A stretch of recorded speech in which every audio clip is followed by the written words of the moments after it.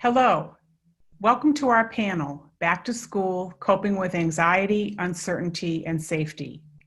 We know that when kids get on the buses next week, they will be carrying masks, Lysol wipes, hand sanitizer, and some amount of anxiety and uncertainty as we cope with this pandemic.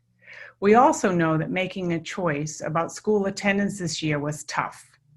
There were no perfect choices, and every choice has significant upsides and downsides.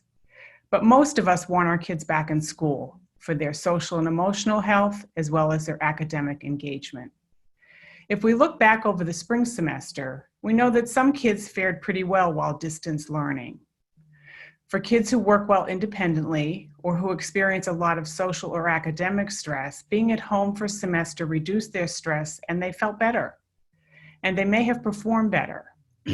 But for other kids, school was their refuge, a place of acceptance and belonging, and where the connection with their teachers helped stimulate their intellectual curiosity. For them, being home brought feelings of isolation, deprivation, or academic disengagement. So here we are, 6 months later, with schools about to open after a long period of social isolation, limited recreational activities, increased family tensions, financial pressures, and marital conflicts, which are exacerbating everyone's stress.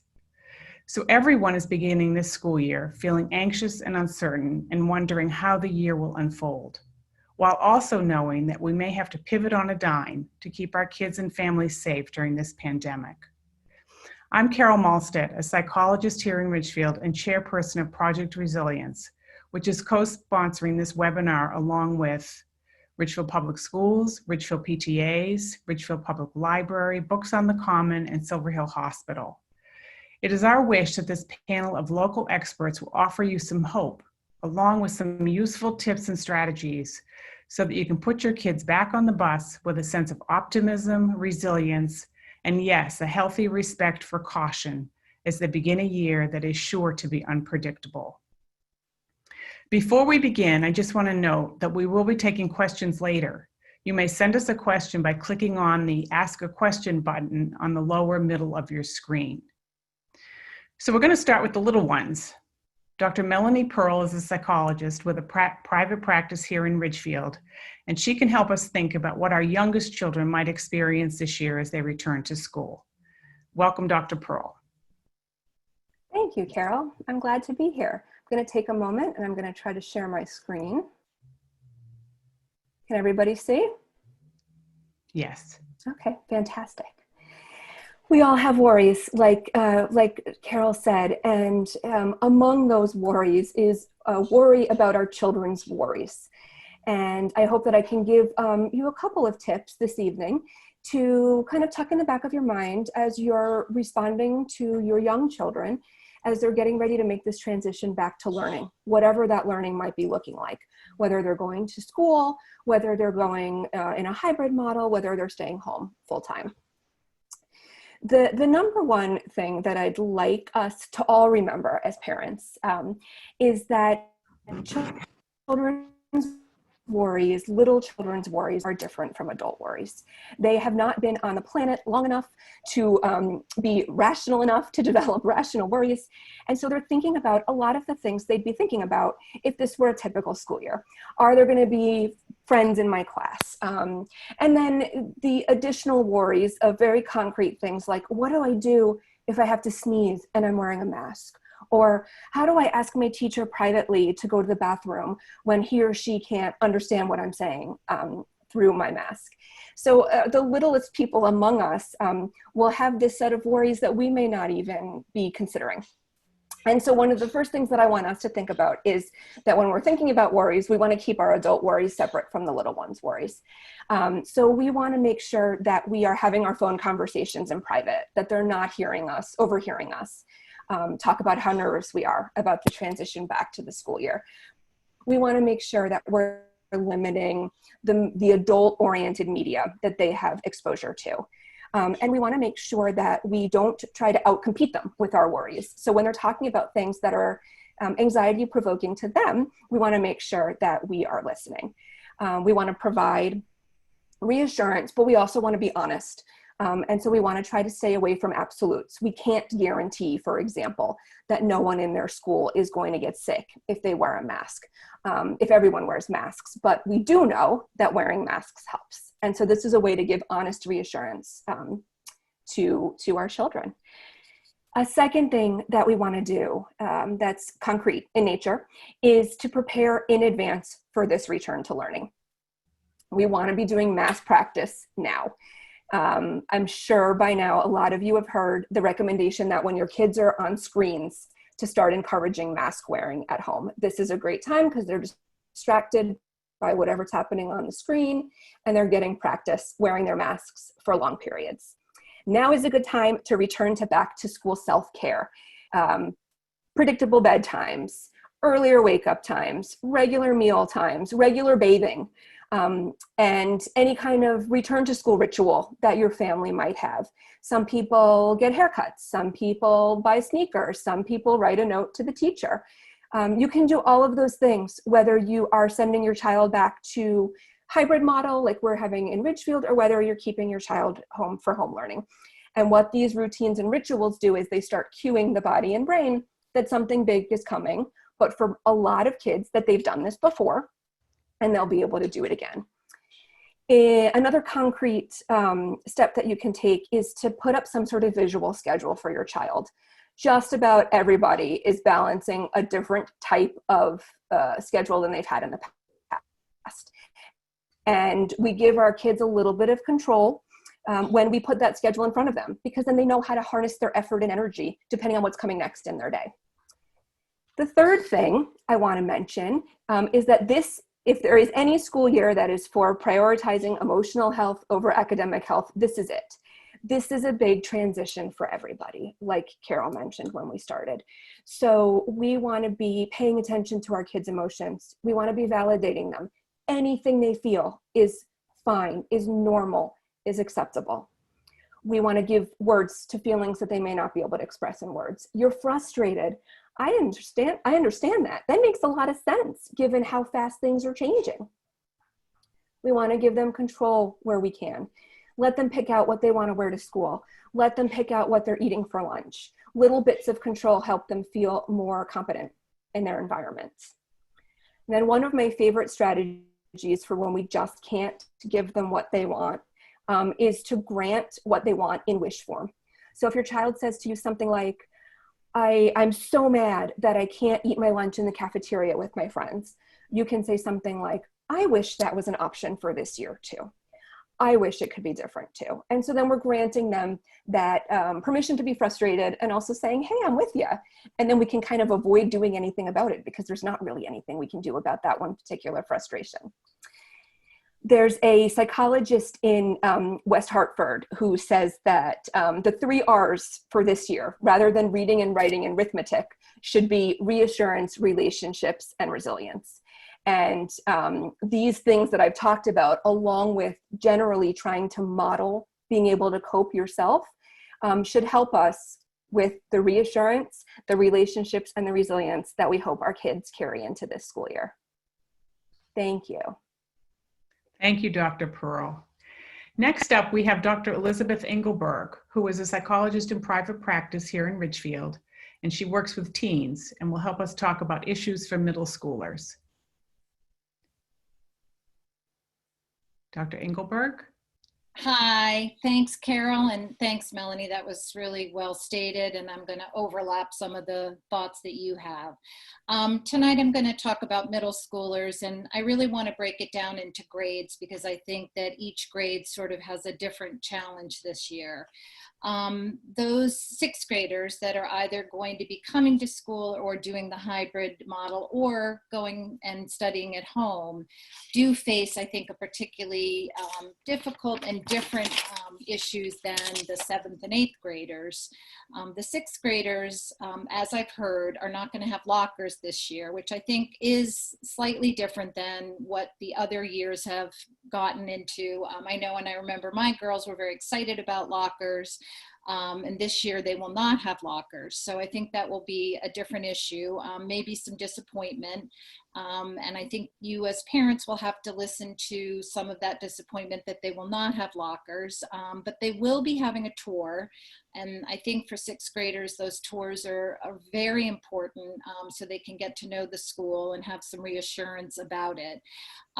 From people that I've talked to in the past about sixth grade, one of the things they worry about is the increased homework, but also the concept of growing up and, worrying about growing up. And I think one of the things as parents to talk with your kid about the excitement of growing up. Not only is it scary, but it's also exciting to grow up. They have new privileges. They no longer have to line up against the wall. In elementary school, there are some disadvantages of having those kinds of rules. And in middle school, when kids express fears about and anxieties about middle school, you can talk about the positives of the privileges of growing up, because a lot of kids worry about the growing up. So to try to talk about the positives of growing up and the privileges you get with growing up. And yes, there may be some more homework and it might be harder, but there are fun things about growing up.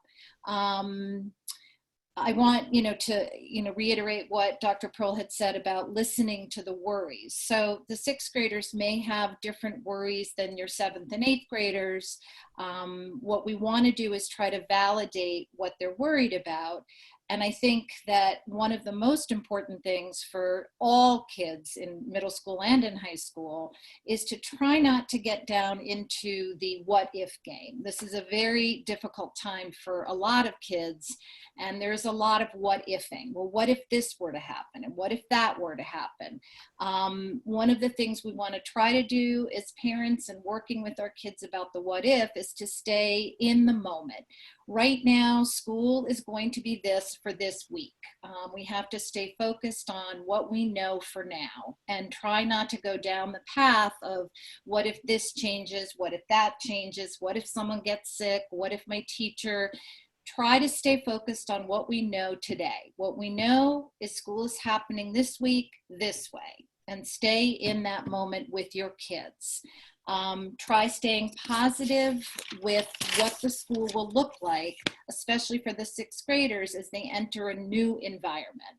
For the seventh and eighth graders, I think it's different. They're focused much more on their social interactions. They know the school, they know, how it works. What I have found in my practice is that the very social kids have really missed being in school. They've missed their sports, they've missed their friends, but they have a worry about what it's going to be like with the alternating days. So they may miss their friends, they don't know who's going to be in their class. They feel like they're missing out on some of their friends that have been away for a while, and they're socially anxious about what it's going to look like in school.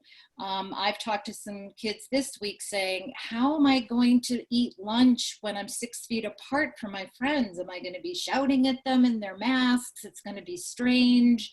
And trying to listen to their concerns and, understand that it is going to look different at school, but their friends will be there. And if they're in the opposite alphabet of their friends, which some of my kids are, trying to reassure them that they can make new friends, that each year their teams have been different, and sometimes their friends have not been in their teams.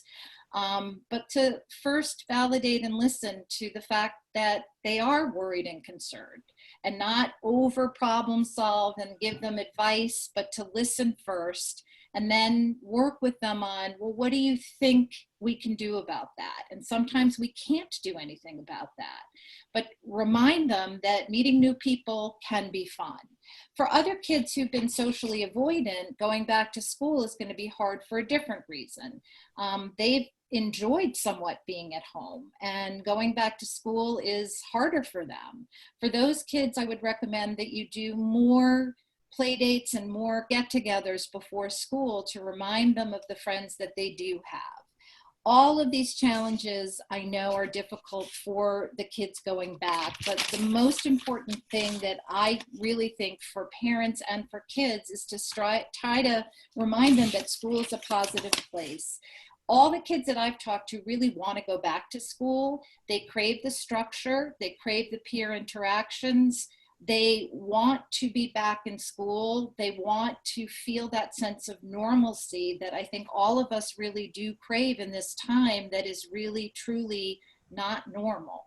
So if we stay positive about school not being a bad thing, but being a positive place where they can be with their friends and have structure and routine, I think it can be very successful. Thank you, Dr. Engelberg. Lori Brand is a counselor at Ridgefield High School, and her 13 years of experience will help us think about the problems and concerns of our high school students. Welcome, Lori Brand. Thanks, Carol. Hi, everybody. I'm going to share my screen with you.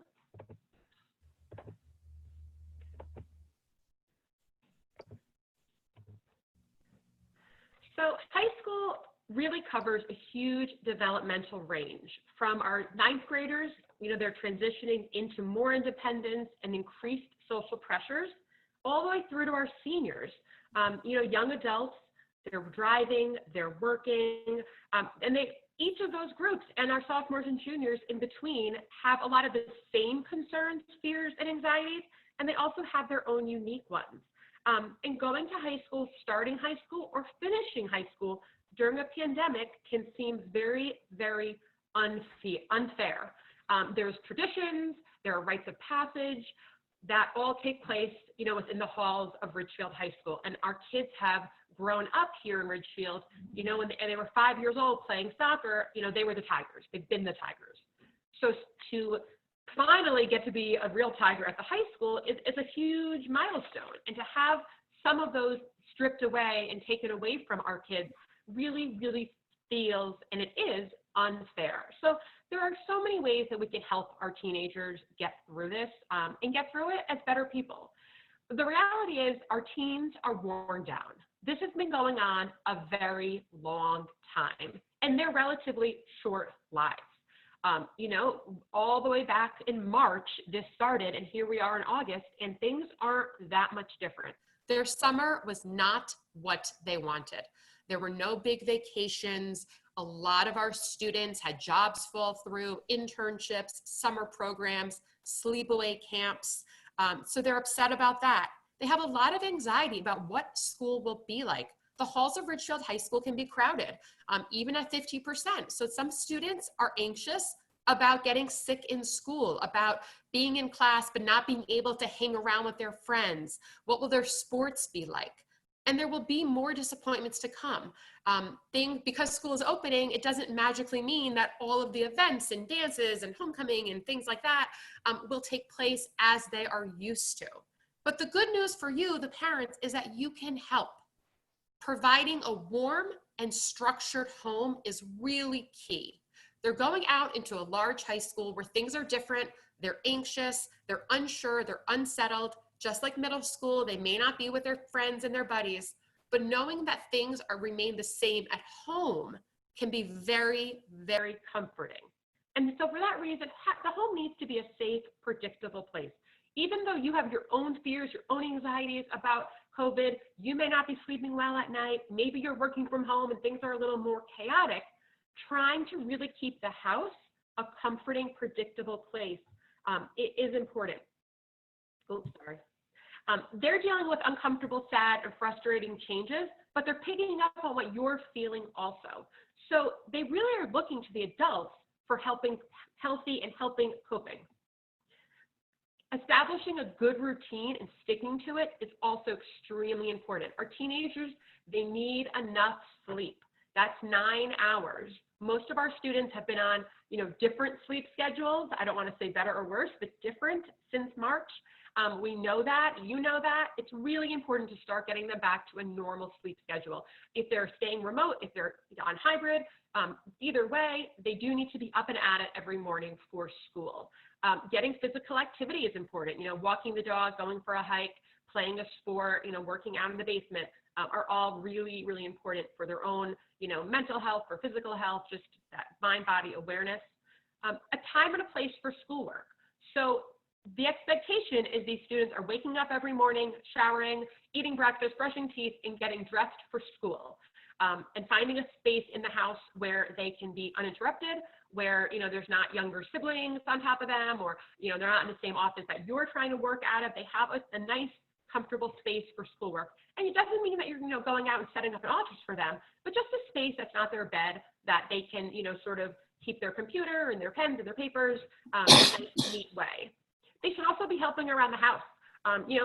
This is a time of everyone is kind of stressed out, but there's still, things to be done at home. And they need time with their friends. They need freedom. Our students are, 16, 17, 18 years old. They've been, like we all have, at home in quarantine, and they do need a little more freedom. So if they have their driver's license, they should be allowed to, go out for a drive, go, by themselves somewhere, and have fun in a safe way, right? And we all know, masks, social distancing, being outside, there are safe ways to get together with friends and have a little freedom. So one thing I want to talk about is holding space. And this can come in, during a pandemic or not. This is a really useful tool that we have to work with our teenagers. The idea of holding space is really supporting someone without trying to cheer them up, without telling them how good they have, and you're so lucky. There's other people who don't even have school to go to, or there's other people, who don't have a nice house like this. You're not giving them advice, and you're not talking them out of what they're feeling. None of this, oh, stop it, let's, don't think like that. You don't have it so bad. When I was a kid, no, none of that. Holding space, you're just listening, right? There's nothing, it's as hard as it may be not to jump in with advice. You are listening with an open heart and staying grounded and compassionate while someone shares their deep and uncomfortable emotions. This is hard to do, but it is useful with your children, with your partner, with your friends. And the way you can do this is really just listening without interrupting. Letting your teenager know they can talk, they can complain, maybe they can even use a bad word here and there, and you are going to listen. And you can offer some sincere empathy. Don't try to solve the problem. Just saying, gosh, I am so sorry that happened, or that really stinks. Validating, when they come home and say, you're never going to believe it. They just canceled, the sports tournament. You have every right to feel disappointed. You have absolutely every right to be really upset about that. Support. Instead of saying, what can I do to help? Because that's the parent. We just want to help. Just say, is there anything I can do that won't make this any worse? Can I get you a cup of tea? Can I just lie here with you and watch a movie? Is there anything I can do that won't make this worse? So you're putting yourself out there for them, but you're not offering a solution. And then really expressing confidence. This is tough, but so are you. And I believe in you. I know this is hard, but you can do hard things. Really expressing that you're confident in them, and that lets them know that you're confident they're going to be able to figure this out without you solving the problem for them. And as the teenagers get older, that's really what they need. So there is a lot we can do to help our students, help our teenagers. And I think a lot of it isn't a process anything. It's really just listening to them without interrupting. All right? So that's it. Thank you. Thank you, Lori. That was wonderful. Blair Pawson is a social worker. She's a teen talk counselor at East Ridge Middle School for 3 years now, and she knows well how kids sometimes need an emotional assist while in the middle of the school day, and she's going to talk about how she can help. Welcome, Blair. Hi, thank you. Okay, I'm just going to try and share a slide with you all really quick. And here we go. Maybe? There we go. Okay, so as Carol mentioned, I am a teen talk counselor. I'm at the teen talk counselor at East Ridge Middle School currently. So what is Teen Talk? Teen Talk is a program of kids in crisis, and it places mental health counselors in Fairfield County middle and high schools. The role of Teen Talk counselors is to augment school staff by providing confidential individual, group, and family counseling, as well as preventative education on issues like around kids' health and well-being. Sometimes we'll assist in health classes and other stuff like that. we work with kids who are experiencing, a whole range of the mental health spectrum. So anxiety, depression, also substance abuse struggles, as well as trauma and conflict related stress. Right now, as everybody mentioned, everybody's mental health is kind of taken a toll. Kids are going back to school and, they might be more anxious, or maybe you're going to see more signs of depression, or maybe, they seem fine one day and they don't the next. And no one really knows what to expect. And I think I know for adults it's daunting, and I know for the kids, I can't imagine that. So the role of the Teen Talk counselor is to be that additional support in the school. Someone's having a really rough day and they start to freak out in class, and they go to the guidance office and they're not really sure who to talk to because their guidance counselor isn't there. The Teen Talk counselor, that's who they can talk to. That's who's there for them. We're there purposely to make sure that there's always someone in the school for a student to talk to. I think another important thing, parents usually ask me, well, how are you different than guidance counselors or other support staff? And I am strictly in the school to be mental health support. And I don't really work with any academic stuff. So I'm not in IEP meetings. And I know a lot of times I'll get kids that are like, I really, really, really wanted to talk to my guidance counselor, and she's in a meeting and they said she's not going to be out for an hour. Okay, why don't you go see the Teen Talk counselor? She can help you right now in this crisis, this moment where you're feeling very anxious and very upset. We can talk it through, and then we can talk with your guidance counselor later about what's kind of going on and see how we can help you. So I think it's really important for students and parents to know that we're available, especially right now. Another big perk, and I have the number up here, is because we're a program of Kids in Crisis has a 24/7 helpline that you can call anytime to get any kind of mental health support you need. Kids can call, parents can call. If you're a member of the community and you're concerned about another child, you can call. We have a trained counselor there 24/7 to answer the phone, help provide you with resources, or just talk to you about what's kind of going on and help you kind of find some solutions if you need it. Currently right now in Ridgefield, there are Teen Talk positions in both middle schools and the high school. Like I said, I'm located in East Ridge in the guidance office. At Scotts Ridge, Sarah Lewis is the Teen Talk counselor there, and she's in the guidance office as well. And we're currently in between Teen Talk counselors at the high school. So the new Teen Talk counselor at the high school will hopefully be announced soon. So yeah, that's about Teen Talk, and I hope we can be resources. I added both of mine and Sarah's email too for any parents who might want to reach out regarding their child. I have parents reach out all the time, hey, I heard about Teen Talk. I'd love to talk to you, have some questions. I'm always there to answer questions. Or, Jimmy was really anxious today going into school. Can you just check on him really quick? More than happy to do that kind of thing for them too. So yeah, that's Teen Talk. Thank you, Blair. And I'm really happy you're on a panel today, because so many parents in Ridgefield don't realize we have Teen Talk counselors in the schools. And I know of lots and lots of kids over the years who have really benefited from having this emotional assist available, sort of on a dime in school if they're having a hard time. So thanks for letting us know all about it. Next up, we have Martha Evans Morris, who is a social worker at Regional Hospice and a therapist with a private practice here in Ridgefield. She's also the parent of two teens. Martha works with teens and families and can help parents think about their stress and how to cope effectively. Welcome, Martha. Thanks, Carol. So yeah, we've been hearing about how to help our kids, and a lot of it is directed at parents, but I want to talk to you guys, parents and teachers, about sort of how we can help ourselves. The idea, secure your own oxygen mask before you help others around you.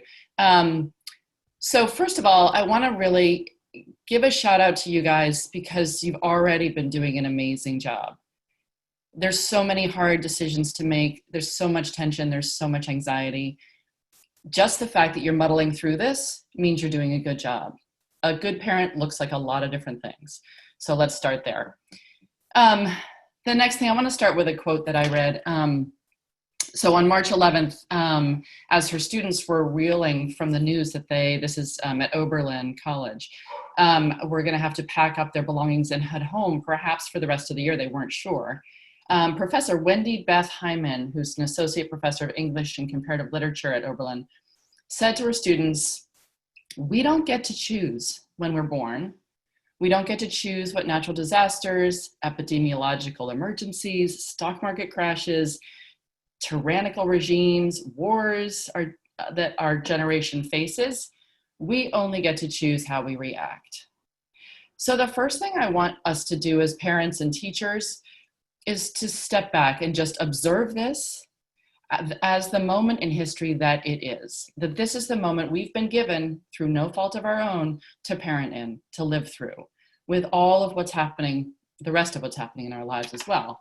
So just to pull the lens back a little bit, because I think we're all living, with the reality of, oh my God, school's starting, with it's like right here in your face. So pull back a little bit and take a larger view, pull back from the chaotic feelings of uncertainty and fear, and see this as the moment in time that it is. I look forward to when it is history in the history books, but for right now, we're living it. We're living history. And we're not the first parents to face this level of crisis. And we won't be the last. I mean, it could be our kids are going to face something that they have to parent in. So the first thing is to observe. The next thing for you guys to think about is resilience research tells us that those folks that are the most resilient are those that actually accept that life is made up of bad things as well as good things. They don't feel ripped off by life when tragedy happens. They know that it's a part of life and they make a plan. So this is sort of the vibe of being a witness of your life as opposed to the victim of your life. So allowing that life is totally full of bad things that happen as well as good. You can't get one without the other. If you're going to be living life, there's really hardship that happens. So that is a level of resilience that we've seen in research. So allow that this is happening as opposed to railing against it. Like how, there is a time for activism for sure, perhaps not when you're homeschooling. So allow that this is what's happening right now and we're just in it, and try not to rail against it as like, this is not being done to you. This is just your life right now. And then the last thing is that people have touched on is to really be in this moment right now. Because honestly, nothing else exists, right? Not to be too metaphysical, but all we really have right now, all we really have is the right now. The future, we can get into playing what if, as Dr. Engelberg said, that is made up, complete fiction. So why even go there? The past is actually sort of fiction too, because like we make it up really with the way we remember it. All that really exists is right now. So be here right now. Avoid playing what if. The other thing to be is I want to encourage you guys to really to get up, start your day before the day starts you. So that may mean if you have super little kids, that may mean setting your alarm for 5:30 or 5 instead. So you have a second with a cup of coffee, maybe a little meditation, maybe you read something, maybe you go sniff the air and take a walk. But to start your day before it starts you so that you feel like you're sort of in control. That'll help you be centered.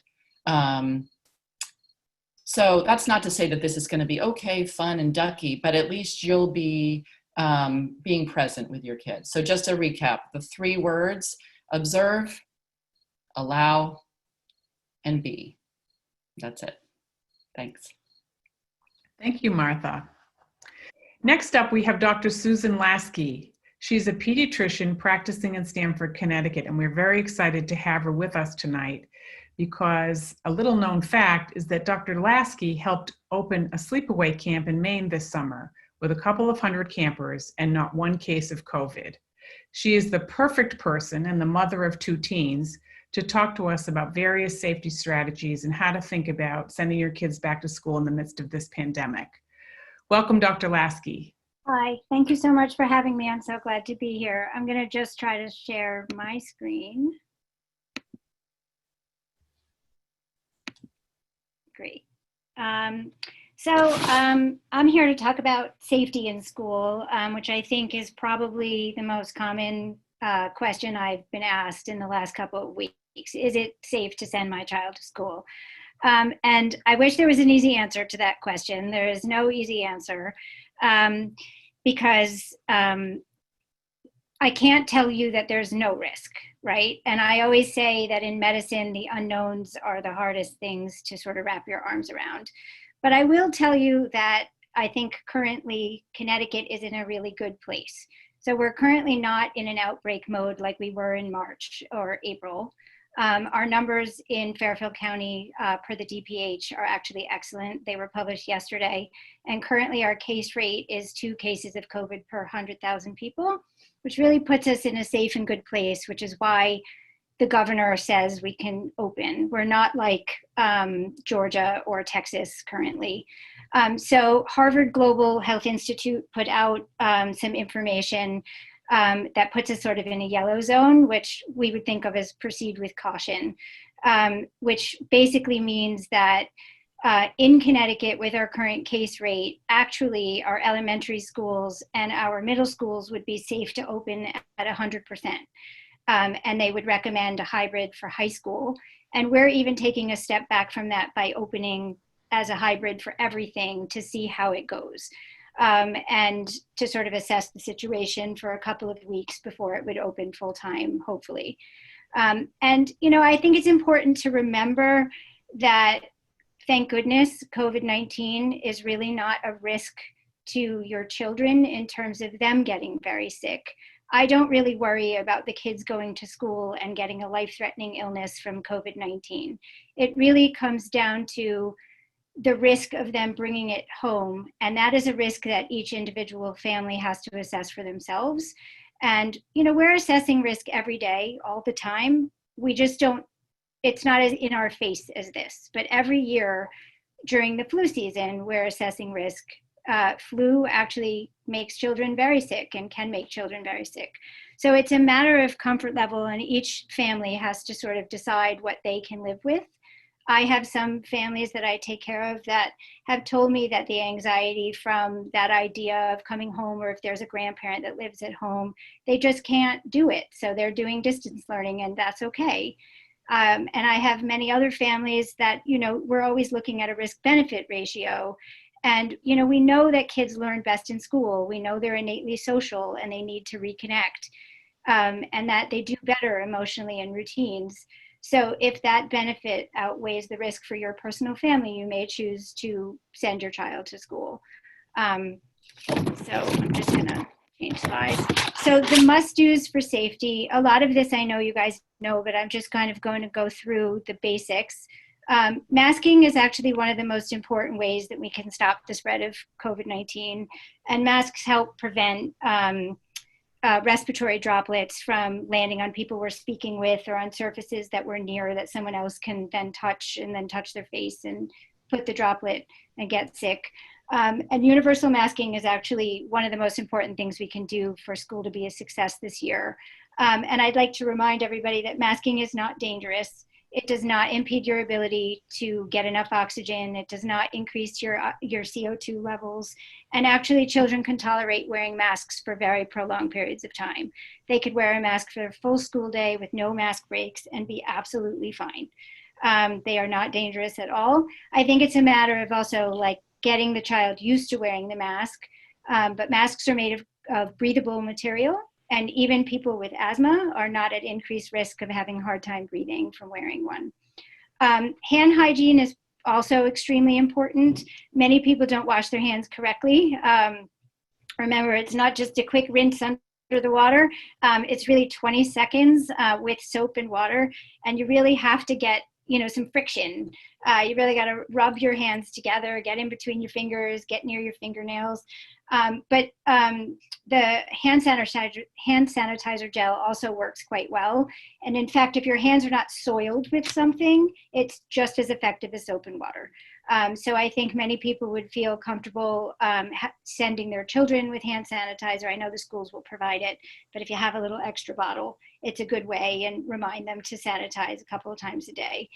And then social distancing is obviously important because keeping a distance so we're not getting our respiratory droplets on people.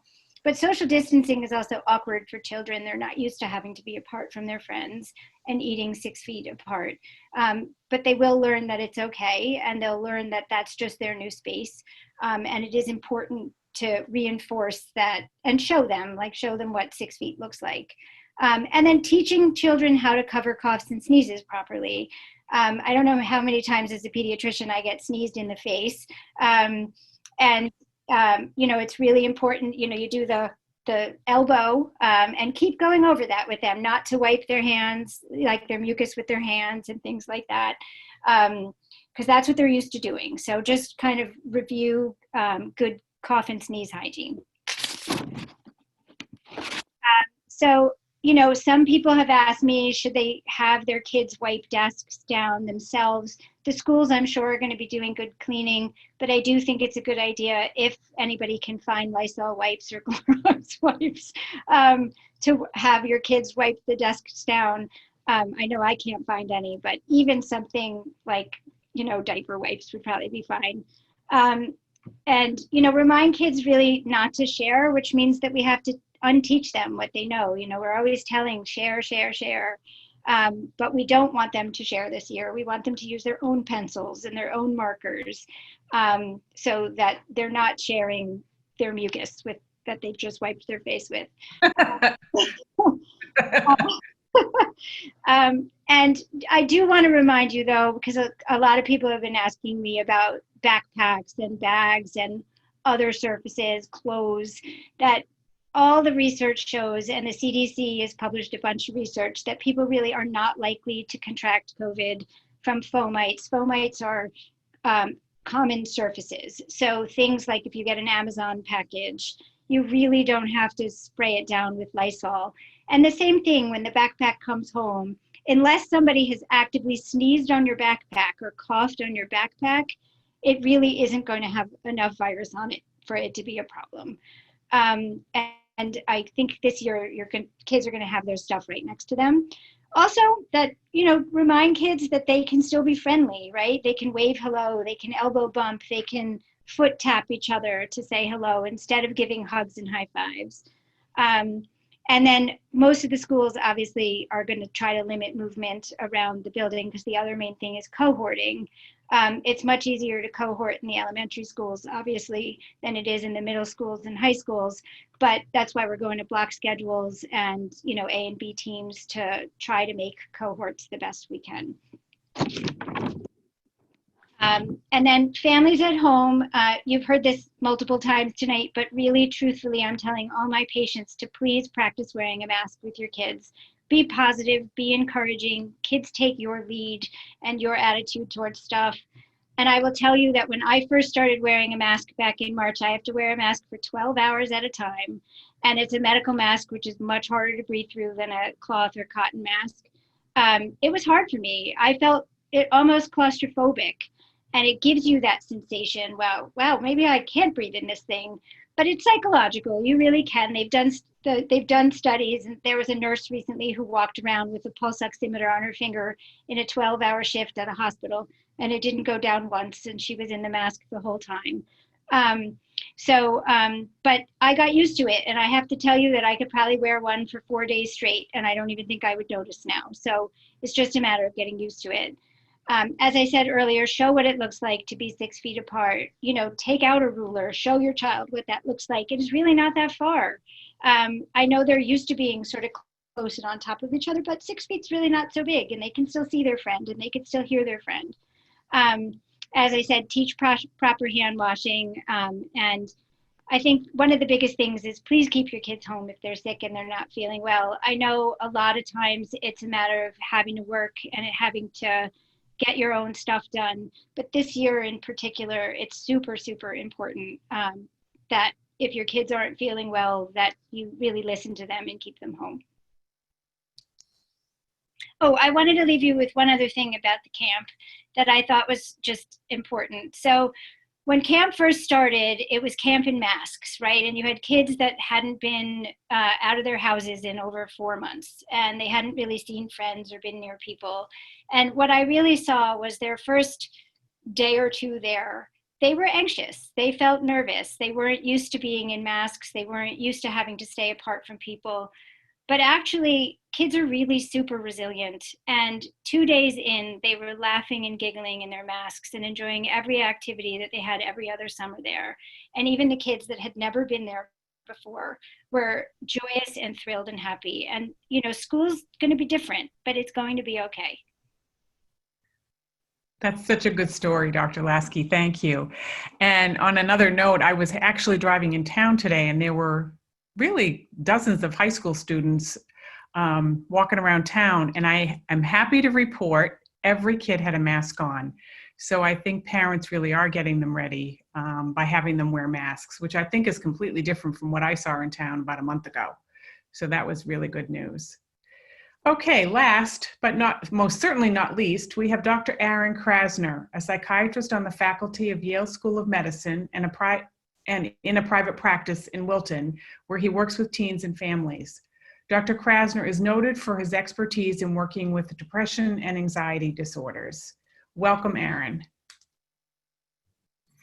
Sorry, I think I froze. Nope, I can see you. Oh, okay, good. Yep. Well, hello. Nice to see you all. Glad to be here. I'm just trying to share my slides. And of course, it's acting up. Hold on one second and I'll get it. I don't know why they disappeared.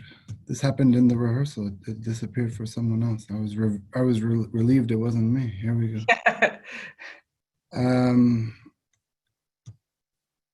Let's see. Hold on one sec. And I'll be ready. You know what? It's not going to work for me, so I'll just talk to you about it. The slides are not so super important.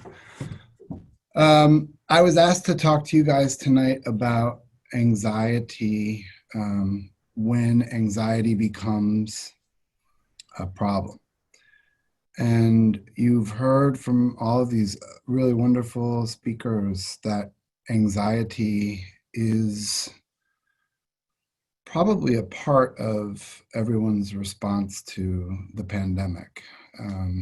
I can tell you, as someone in private practice, that not only my panel of patients, but many others have been crossing a threshold into feeling just very anxious.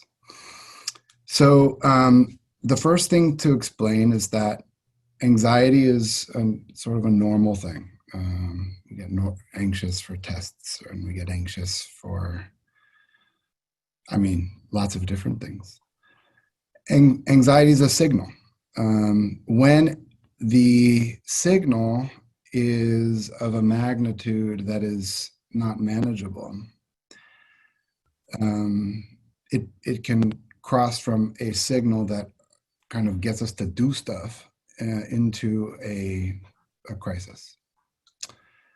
And the crises look different for different kids of different ages.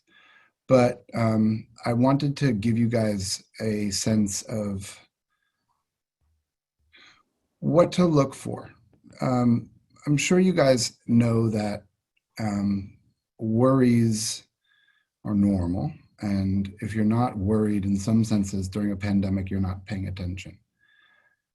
When it becomes more intense, more frequent, and the thing I was going to try to help you guys to think about was when it becomes an expression or a demonstration of worry, more so than an expression of worry, that's a really good signal that a given kid is really struggling. So when younger kids say I'm worried and they seek consolation, and you can reassure them, sort of average and expectable. When a younger kid hides, or when a younger kid feels in their body a level of anxiety that's not easily discussable, and when the consolation process is slow or repetitive, you're getting the sense that the kid's level of anxiety is cresting into what can become a disorder. I would help you guys to think that an anxiety disorder is a sort of a constant, and it is strong, and it's hard to shake. It's not like I'm saying. It's not. I'm worried, and well, okay, you can sort of discuss it and feel better, or even do something to make it feel better. It's sort of an intensity and a cadence that is really troubling. Anxiety disorders are in many cases thought to be precursors for also mood disorders. And they genetically are very similar. So it's not uncommon for someone who's experiencing constant, intense anxiety to start having mood symptoms. That would be another indication that what is a worry has become more of a problem. If you're not sure if a worry is becoming a problem, there's people to run it by, like Dr. Lasky and all of the wonderful mental health practitioners on this panel. You can start. I said Dr. Lasky on purpose because a pediatrician is sort of a great first line. I like clergy as a great first line. You have this kids in crisis line to call. It's a great first line. And the idea would be to seek a referral for psychotherapy for a kid whose anxiety is relentless. Some people are really inhibited from talking to a therapist or seeking help. I understand it's sort of different, and it's maybe a little intimidating for parents, but as you can see, most of the people on this panel seem kind of nice. Most of us. Some of us aren't. And, excuse me. So what you would maybe start with, as I said, speaking to a pediatrician or speaking to clergy or speaking to someone at school and get a referral and go meet a therapist. Probably would be on Zoom right now, which is kind of an interesting way to be doing therapy. That's how I've been spending my days. And there are some basic ideas about psychotherapy that you should know. There's fancy therapy, CBT, DBT. I'm sure you guys have all heard of these different kinds of therapies. The meat and potatoes of a therapy are feeling like you, and you as sort of the child in this case, feeling like the child can ally with the therapist to resolve common goals, that there's enough communication, there's empathy, there's warmth, professionalism. And I think you would all be surprised to know that many vexing anxiety disorders that seem untreatable in the context of a psychotherapy in, between maybe 1 and 3 months can start to remit. Of course, some anxiety disorders are much, much harder to treat and have coexisting conditions, etc.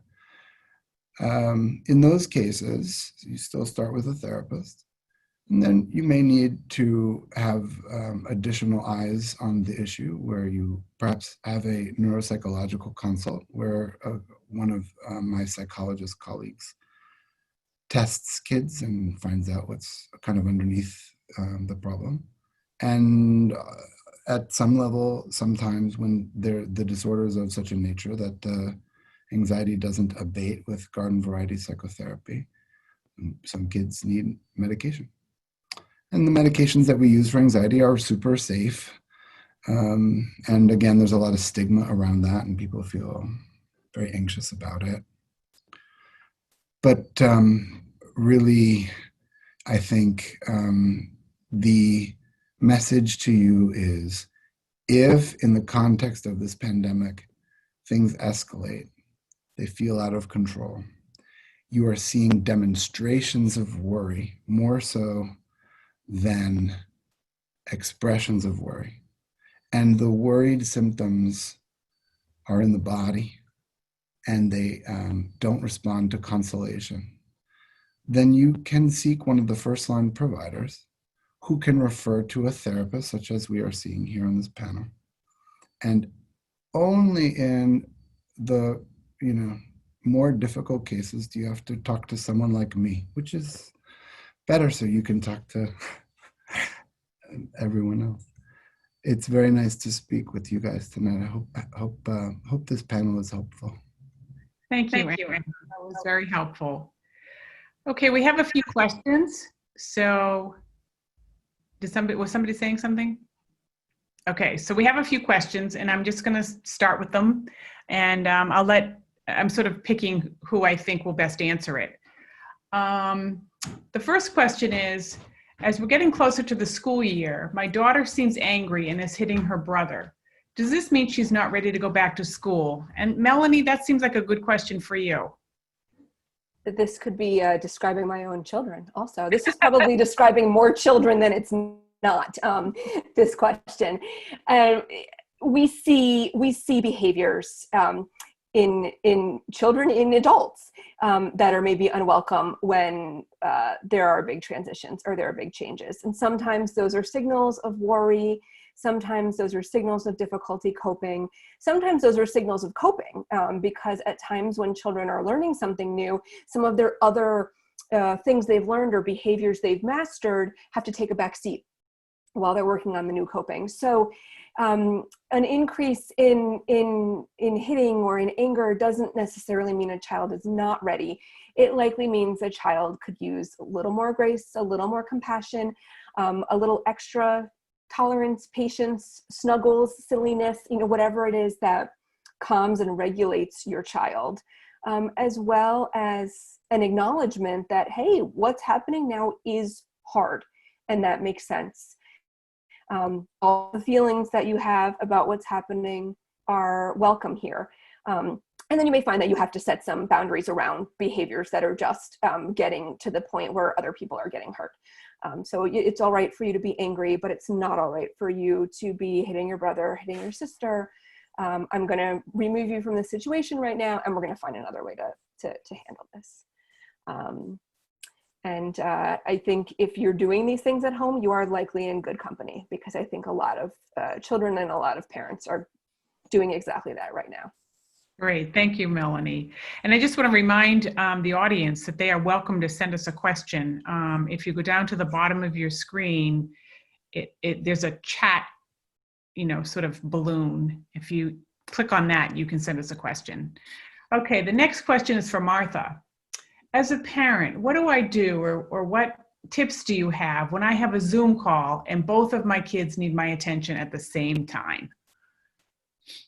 Any thoughts? Yeah, wow. And again, totally happens in my house too. I think, so first of all, I think we're really lucky at this point that Zoom has become so ubiquitous that people are on the other end of the Zoom call are going to be, not judging you like they might have a year ago. So that's the first thing, take some pressure off. The second thing I would say, and you guys all, some of these panelists alluded to this, is sort of, I would say engage your kids in helping to problem solve this new reality. So get ahead of it. So mom's got a Zoom call or dad's got a Zoom call. What do you guys need? How should we do this? Because I'm not going to be able to talk to you. What do you think, you guys? How should we solve this problem? Stress, manage it ahead of time. Manage it ahead of time, but I also want to encourage people to engage their kids in problem solving. because they're losing all kinds of control. Why not give them some control as to, we're sort of all in this together. I don't, you guys are smart kids. How should we handle this? And there's always the mute button. So there's that as well. I hope that's helpful. Sarah, can I add one thing? Yeah, please. Because I read an article that I thought was really important. And I think the culture, Martha alluded to this, has to shift. So instead of apologizing on your Zoom, oh gosh, I'm so sorry. That's just my, those are just my kids. I'm so sorry. Oh gosh, they're not usually so loud. I'm so sorry. Forget all that and really change the culture. The culture is that school is closed several days a week, right? Our kids are home. So instead of that apologizing, really just that, hey team, let's take 5. I'll get right back to you. Yes, absolutely get in front of it with your kids. But if it's really something that can't wait, say to you people on the meeting, hey, I have to go, deal with my children for just a minute. I'll get right back to you. Hold that thought. And stop, and as parents out there listening, if you are the boss and you're the person running the meeting, be okay with that because this is our reality. Thank you, Lori. Any other thoughts? Okay. So Elizabeth, we have a question that you sort of alluded to when you were speaking. My child is not in the same cohort as her friends and has gotten very, very anxious about lunchtime and who she will eat lunch with. Yeah. Any thoughts about how I can help her? Well, yeah, I had this discussion today with a patient and, I think we've all talked about this and it's really important is to, the first thing is to really listen and not over problem solve. And I think that's really hard as a parent because we don't want to sort of feel the pain that this really is going to be difficult. But the first thing is to really hear that that is a hard issue. The fact is that can happen particularly in the high school quite a bit because of the lunch weights. In middle school, it's not the same because they do have a lunch. So this is the first time they'll really have to face that, that not all the grade is going to be there. So that's very hard for a 6th grader, let's say, to, really be in that position for the first time where they may not, because of the alphabet, have someone there. And it's going to take really listening through and just, not problem solving right away, but just hearing that really could be scary.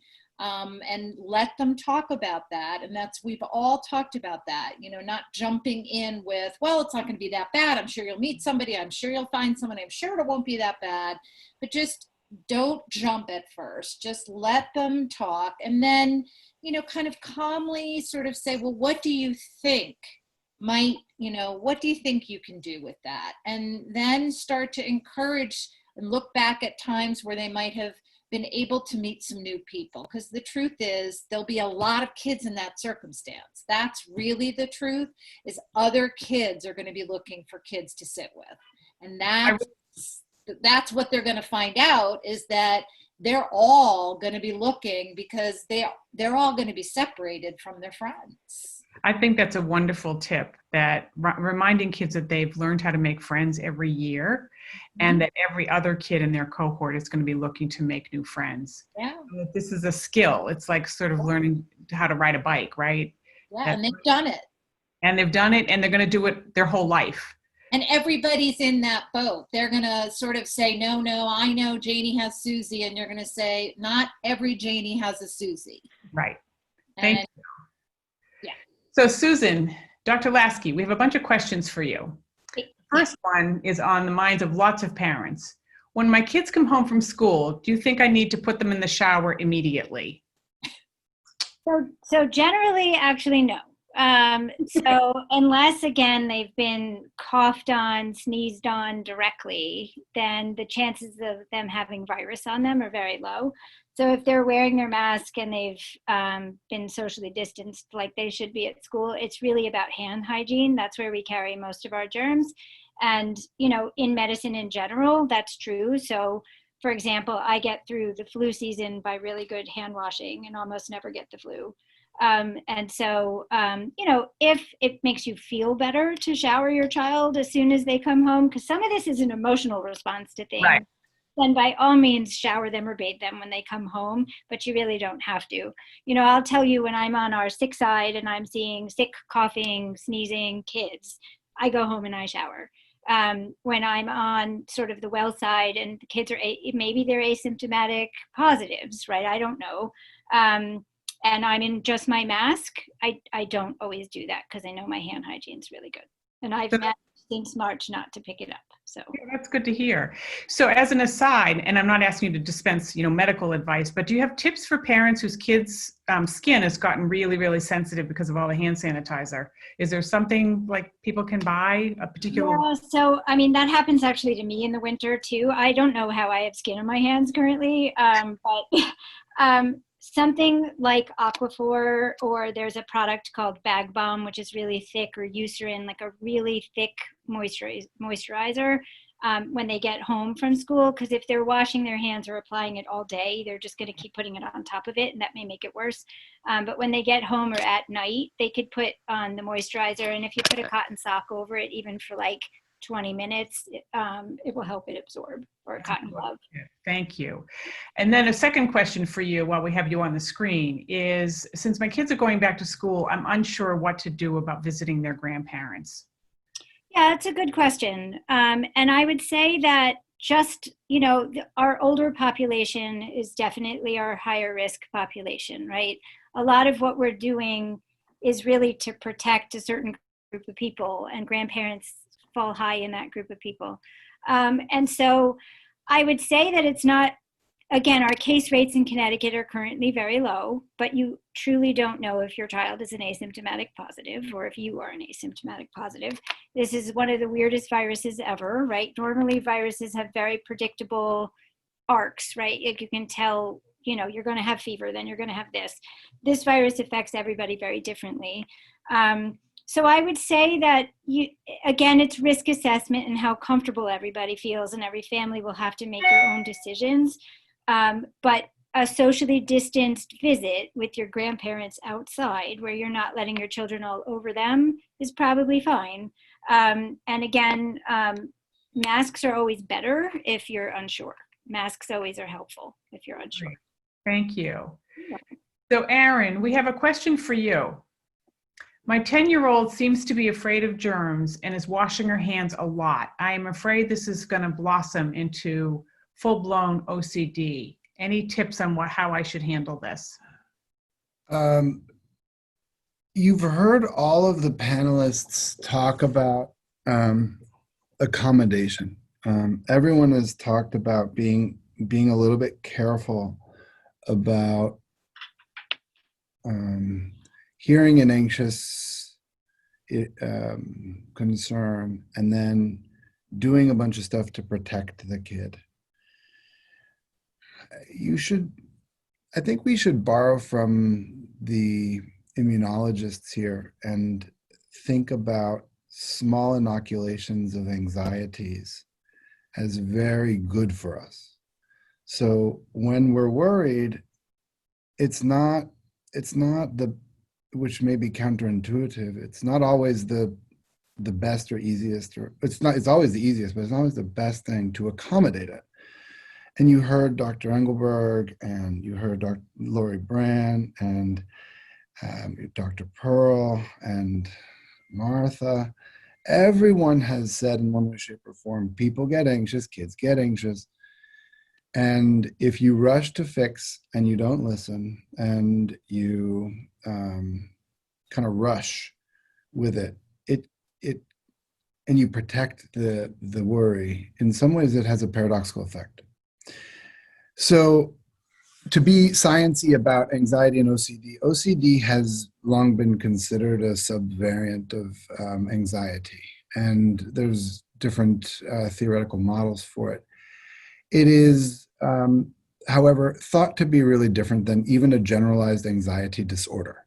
So if you have an anxious kid who is worried about germs and talking about it, that is one thing. And this appropriate question is asking, well, are we on the road to an OCD if you have an anxious kid who is talking about it? And the answer is no. I think that OCD has really a different pathophysiology, not that we entirely understand it in psychiatry, but we do a little bit. And the generalized anxiety that's much more common is not likely to kind of become an OCD. It's different. So in the instance that this mom has raised for a 10-year-old who's anxious about germs, a little bit of a germaphobe, and appropriately anxious in the context of the pandemic, I think that there's two things. One is to validate, and the validation thing that everyone has said, Dr. Engelberg talked about validation.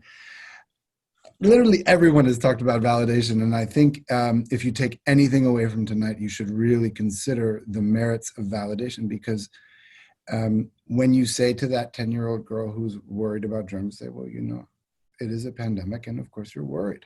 And I understand that. This is very helpful. And to the mom who's worried about that, I would reassure you and say, these are, the OCD is really a different thing.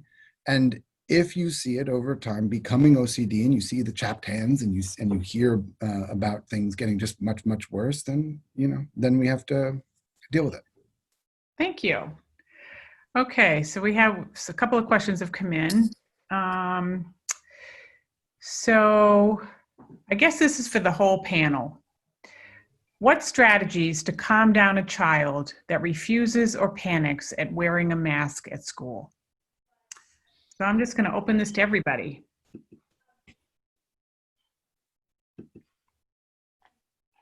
Maybe I'll start off while people are thinking about it, that it seems like this next week, we have about 7 or 8 days, depending on when the child starts school, mask wearing at home, at Ballard Park, in CVS, you know, at Prime Burger.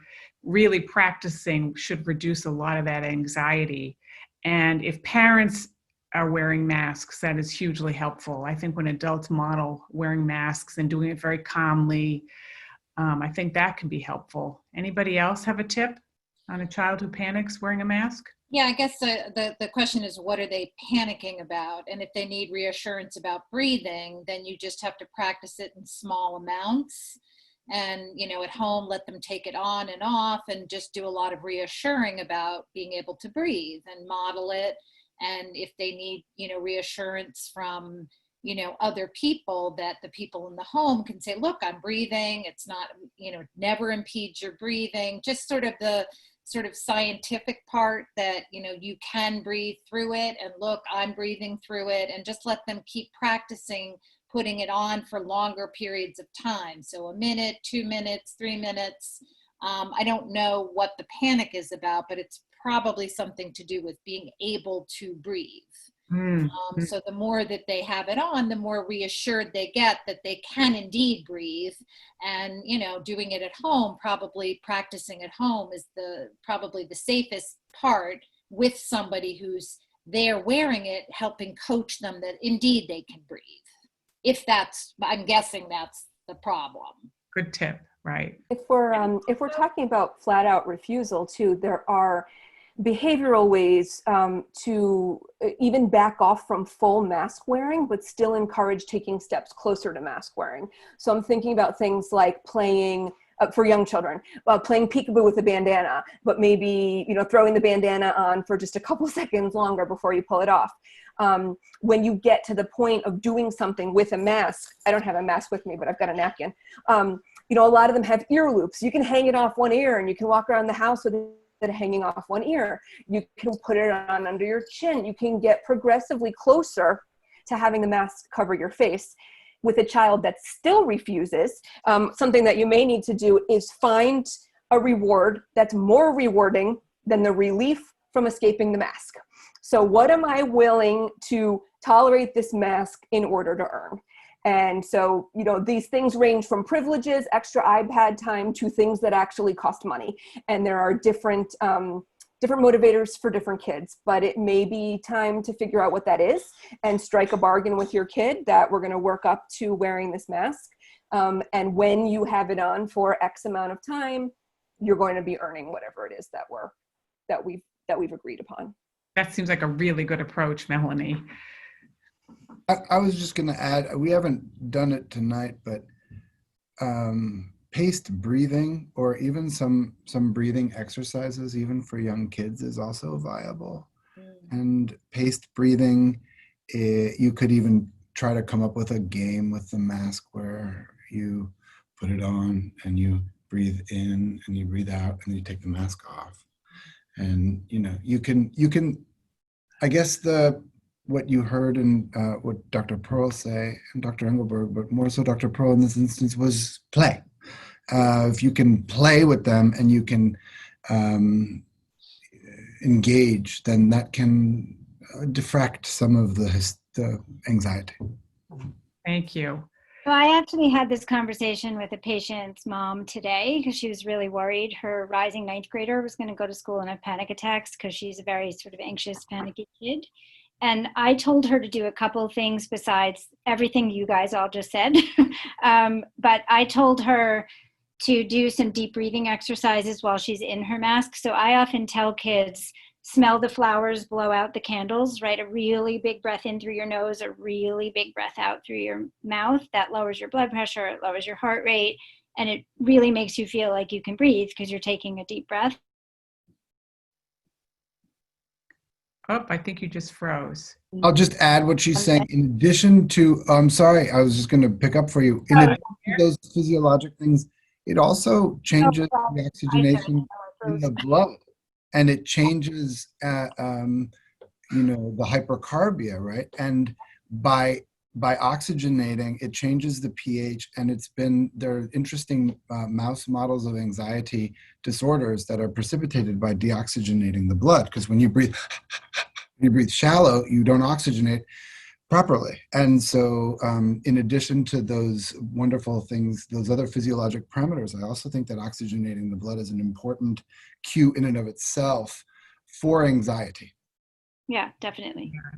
I don't know if you heard me. I said to have a check-in person at the school that the child or person can check in with, especially if you know they have panic. So the guidance counselor, call them ahead of time and have maybe a scheduled check-in for the first couple of days of school so that child knows they have a safe place, somebody that can reassure them. That's another suggestion. Thank you. And Dr. Lasky, while we have you on the screen, there's quite a lengthy question for you. There was a study published today in the Journal of Pediatrics that suggests children may be spreading COVID-19 at a high rate, even if they're not showing symptoms. The study went on to say that some of these levels were even higher than the levels in some adults who are experiencing severe symptoms in the intensive care unit. Can you share your thoughts on this study? Sure.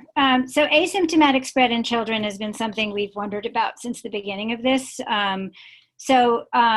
And it's, to me, not surprising that children were spreading it. At the beginning when they were saying children aren't getting it, they're not spreading it, they're not getting sick from it. So I think the difference between the people in the ICU and the rates of those people versus the rates in the kids aren't sick. They don't need the ICU. The hospitalization rate is something like less than 8 per 100,000. I have to look at, but it's very low. I have to tell you, I'm in a very big practice and we have taken care, I work in Stanford and my practice is taking care of all the babies in Stanford that were born to COVID positive parents. And so it's been a large number of babies since March and not one of those babies has gotten sick, even though they're in a COVID environment. Wow. So yeah, it's unbelievable. And so I do think that children can spread COVID asymptomatically. I think that they can have it, not be sick from it, and give it to someone else, which is why those major things like masking, hand hygiene, and social distancing are very important. Their rates of asymptomatic positives currently are really because when the quarantine lifted, a lot of kids started gathering relatively closely, in large groups. You saw that picture of the high school in Georgia, right, where everybody was crowded in a hallway with no masks. So those are the situations where people are spreading it. If you are following the rules and guidelines by wearing masks and washing your hands and keeping your distance, your chance of spreading it to someone else is very low, actually.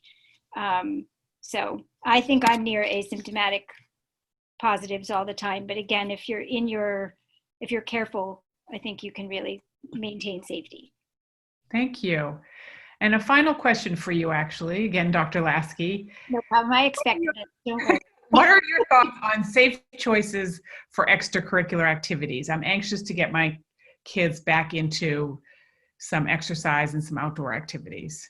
Sure. So, whenever we're increasing our circles and our exposures, we're increasing our risk. So again, it comes down to risk assessment and comfort with risk, which everybody has to assess for themselves.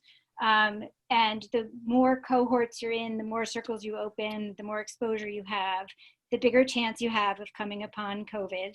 Again, I would say the chances of your child getting sick from it are very low, but the chances of them bringing it home to their parents or grandparents or family members is higher the more people they're exposed to. Currently in our community, again, the rates are really low. And so I would say outdoor sports and outdoor extracurricular activities are safer than indoor activities. So for example, something like gymnastics, I have patients that have been doing gymnastics. It depends on the place, right? And if they're keeping their numbers low and they're really hyper cleaning and things like that, it may be okay. But inside with shared surfaces where everybody's touching the same stuff, sweating on the same stuff, breathing heavily because they're exercising, because you have to remember things like singing, breathing heavy, spread droplets, right? And this is yoga. Yeah, exactly. Yeah. Exactly. This is a droplet illness, right? So the more that you're breathing heavy near people, the higher risk it is. So I think, a lot of kids I know are playing softball, baseball. Those are sort of naturally socially distanced sports. Things like horseback riding, naturally socially distanced, tennis, naturally socially distanced. A lot of sports, when the kids are playing, they're playing normally, but like when they're in the dugout, they're wearing their masks and spacing out so they're not breathing all over each other. Things like that. Again, there's some risk and people have to determine their risk, but currently with our numbers, because we have to go with our rates, currently it's probably okay. Great, thank you. So we've come to the end of the questions. I guess I want to leave room for panelists to jump in here and add anything if you've had a thought occur to you while we've been talking and answering questions. Anybody have any final words? I want to thank the audience for, it's odd that I can't see you, so I'm just going to wave. Thank you for tuning in. I hope we've been helpful. I do want to kind of sum up some of the high points that you heard from almost everybody. So they're just bullet points, and I'm just going to sort of run down the list. But, one is to be a role model, model healthy coping, try to keep your worries private and away from your children's ears. When all else fails, prioritize emotional health and validate feelings, especially for little ones where you can allow them to exert some control. Let them choose what they're going to have for dessert or what socks they're going to wear or what they're going to put in their lunch box. Avoid all the what-ifing. Try to stay in this moment because this moment is unpredictable. We don't know what's in the future. We do know what's in the past, but we can try to stay in the moment and just help our kids get through what we know to be true right now. Remind kids that meeting new friends is fun. It's exciting. It's a life skill. They'll be doing it every single year. And this year it's just going to have a little extra punch. Follow good routines. Have your kids get up, get dressed, put their socks on, no slippers when they're Zoom schooling. Try to get them a dedicated workspace. I'm going to add, try to see to it that their workspace is out of their own bedroom, even if the siblings have to switch to work during the school day. It's really not a good idea for people to do intense academic work in a bedroom because it confuses the brain about what the bedroom is for. And as Martha said, this is for parents who are listening, please secure your own mask, your own oxygen mask before you fasten your child. So I took that to mean, Martha, you didn't really elaborate, but I took that to mean take care of yourself first and your marriage and your partner, your life with your partner, get good sleep, avoid alcohol, get some exercise, get out on the weekends, get some time alone. I hear that a lot, that people are not getting enough time alone. The overstimulation is a lot. It's hard. It's just another stressor I put on you, but you have to take care of yourself first. Does anybody have anything else they'd like to add before we close?